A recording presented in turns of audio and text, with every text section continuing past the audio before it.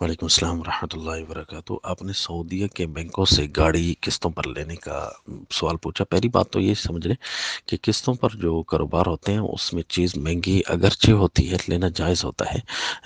نقدوں کے حساب سے، وہ الگ بات ہے۔ لیکن ایک ہے بینک سے گاڑی لینا۔ پاکستان کے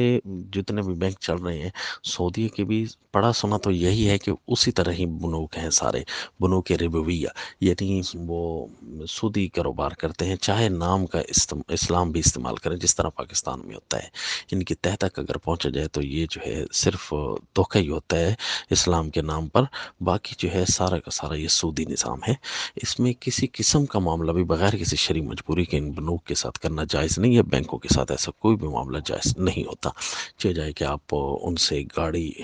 کو شرعی طریقے سے لیں، یہ سارا کا سارا صرف نام کا استعمال کرتے ہیں۔ بعض ان کو مولویوں نے کچھ ایسی شرارتیں یا تعویلیں پڑھا دی ہیں جو کہ صحیح اسلامی قواعد کے مطابق نہیں ہے، یہ ریجیکٹڈ ہیں ساری کی ساری۔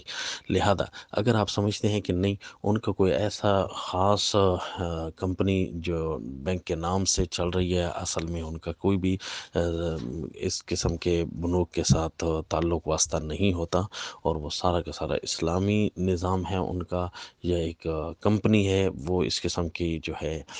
گاڑیاں لے کر دے رہی ہے، تو پھر اس کے لیے آپ الگ سوال بھی کر سکتے ہیں اور ان کا پورا واچر بھی دکھا سکتے ہیں، جو ایگریمنٹ ہوتا ہے ان کا، جتنے سالوں کی آپ قسطیں بنا رہے ہیں تو وہ ایگریمنٹ آپ دکھائیں گے تو اس کے بعد ہی کوئی فیصلہ ہو سکے گا۔ فی الحال خلاصہ جواب کا یہی ہے کہ جتنے بھی اسلام کے نام استعمال کرنے بھی بے شک بینک ہیں پاکستان کی طرح ہیں، تو ان کے ساتھ تو کسی قسم کا کوئی بھی معاملہ شرعی عذر کے بغیر جائز نہیں ہے۔